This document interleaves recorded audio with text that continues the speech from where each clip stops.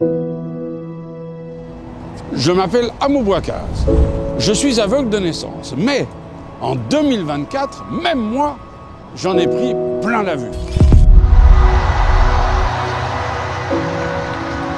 Et j'ai surtout entendu les promesses. Après les Jeux paralympiques de Paris, pour les personnes handicapées, rien ne sera plus comme avant.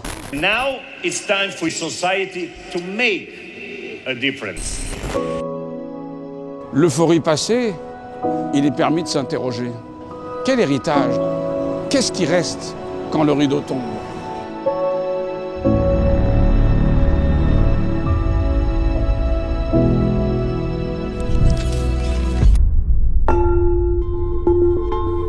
Qui mieux pour introduire cette série que Michael Jérémiaz, médaille d'or à Pékin en 2008, porte-drapeau à Rio en 2016 et chef de mission pour Paris 2024. Le rideau sur les Jeux est tombé. Quel est l'impact sur la vie en France des Jeux Olympiques et Paralympiques? Est-ce que tu dirais que c'est un moment inclusif, peut-être le premier moment inclusif qu'on a vécu dans ce pays? On a rapproché comme jamais le monde olympique et le monde paralympique, les athlètes dits valides et les athlètes dits handicapés. Je pense que jamais on a été aussi heureux de vivre ensemble que depuis la Libération. Là, tu as embarqué tout le monde était content et donc ça a suscité, en tout cas de la part des sportifs paralympiques, mais globalement des personnes handicapées, énormément d'espoir. Un moment vraiment universel. Ouais, c'est ça que tu retiens. Moi, je pense que comme rarement, on a réussi à faire société, vivre ensemble, sans que ce soit une vaine promesse politique, une vraie réalité, quoi.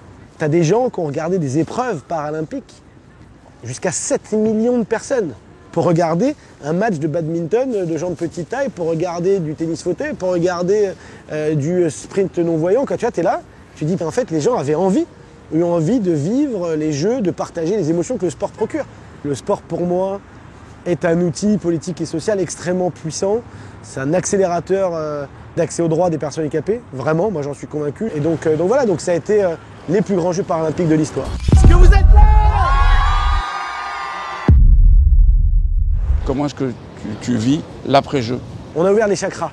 Ça a contribué à ce changement de regard nécessaire sur l'autre. Par les prises de parole des athlètes, parce qu'on a raconté, ce qu'on a montré, il se passe un truc. Maintenant, dans les faits, les gouvernements, à date, n'ont rien fait. Ils en ont même oublié, lors de l'annonce du premier gouvernement post-JOP, de nommer et d'annoncer notre ministre du Handicap. On n'a pas réglé le problème de l'accessibilité. Aujourd'hui, je crois qu'à Paris, il n'y a que 15% de l'espace public qui est accessible aux personnes à mobilité réduite.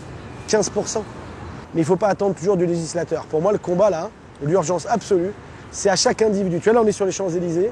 À quel moment, chaque magasin, là, chaque commerce s'est posé la question, au-delà de l'aspect légal, de est-ce que ici, n'importe qui peut venir chez moi? Est-ce que tout le monde est le bienvenu chez moi? Si on voulait cranter, du coup, ouais. Est-ce qu'on pourrait essayer de lister un peu les choses dont on peut penser qu'elles sont acquises? Est-ce que, par exemple, on peut dire que, désormais, il ne sera plus possible de passer une année sans diffuser des compétitions de handisport? Je sais, parce que moi je bosse avec eux, que France Télévisions, notamment, mais il y en a plein d'autres des diffuseurs, eux, en tout cas, vont diffuser en 2025 et après des parasports en direct. C'est une volonté de leur part. Maintenant, on en parle dans quelques mois si justement ça a été fait. Mais je pense que, en tout cas dans les médias, il y a une petite bascule qui est en train de s'opérer. Est-ce que tu penses qu'on va augmenter la pénétration du parasport et que les petits en situation de handicap ou les personnes qui deviennent handicapés auront plus facilement accès au parasport? Le problème, c'est qu'aujourd'hui, il faut faire en moyenne 50 km par jour pour pouvoir accéder à une structure sportive adaptée. C'est ça, la moyenne, sur tout le territoire.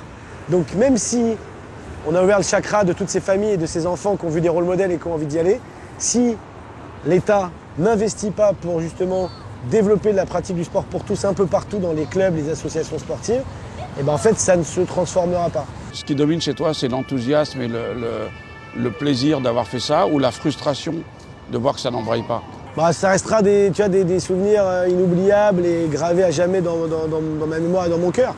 Mais pour moi, aujourd'hui, il faut monter en exigence. Et monter en exigence, c'est faire notre révolution.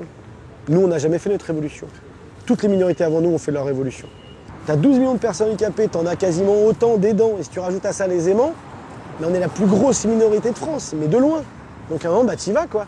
À quel moment, nous, on va continuer à accepter que Ça nous est pas accessible. Ça nous est interdit. Ça, peut-être dans 10 ans, peut-être dans 20 ans. Ben, en fait, non. C'est bon, on a fait le boulot. On a travaillé avec tous les acteurs de l'écosystème.